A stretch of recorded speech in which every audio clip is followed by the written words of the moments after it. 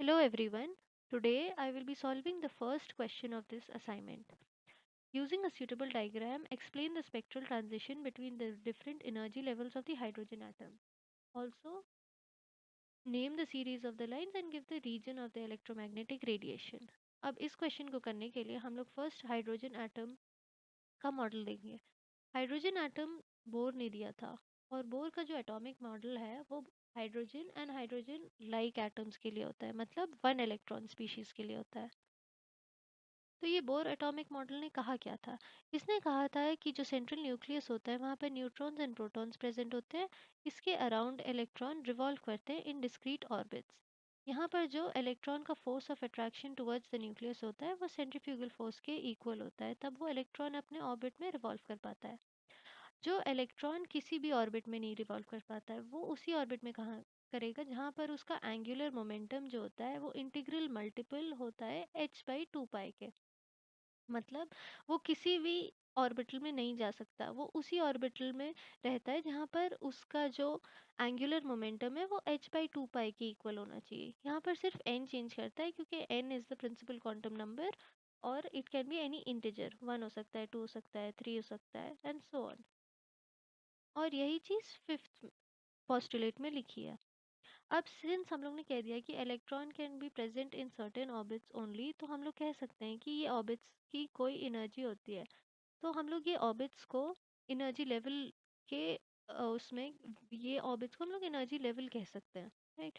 तो first orbit को हम लोग फर्स्ट एनर्जी लेवल कह सकते हैं, सेकंड ऑर्बिट को हम लोग सेकंड एनर्जी लेवल कह सकते हैं। अब जब हम लोग ने एनर्जी लेवल कह सकते हैं तो हम लोग ये भी कह सकते हैं कि एक इलेक्ट्रॉन दूसरे एनर्जी लेवल में जा सकता है। और ये इलेक्ट्रॉन कब जाएगा? जब वो एमिट करेगा radiation in the form of energy, जिसकी वैल्यू होती है एच एफ के बराबर, जहाँ पर एच क्या होता है? प्लैंक्स कांस्टेंट, और एफ क्या होता है? फ्रीक्वेंसी।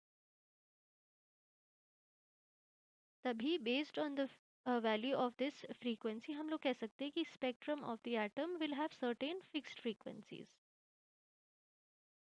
जब ये लाइट जो एमिट होती है, जब इलेक्ट्रॉन हायर एनर्जी लेवल से लोअर एनर्जी लेवल में जाता है, तो ये कुछ कैरेक्टरिस्टिक एमिशन स्पेक्ट्रा बनाता है विच कैन बी रिकॉर्डेड। और ये रिकॉर्डेड है in the form of several series lines which are given based on the name of the scientist who discovered them. और ये है डायग्राम स्पेक्ट्रल ट्रांजिशंस का hydrogen atom के। यहाँ पर देख सकते हैं कि जो भी इलेक्ट्रॉन फर्स्ट एनर्जी लेवल में आता है उसको लाइमन सीरीज कहते हैं, जो सेकंड एनर्जी लेवल में आता है उसको बामन सीरीज कहते हैं, जो थर्ड में आता है पास्चन, और जो फोर्थ में आता है उसे ब्रैकेट, और जो फिफ्थ में आता है fund, and sixth is Humphry.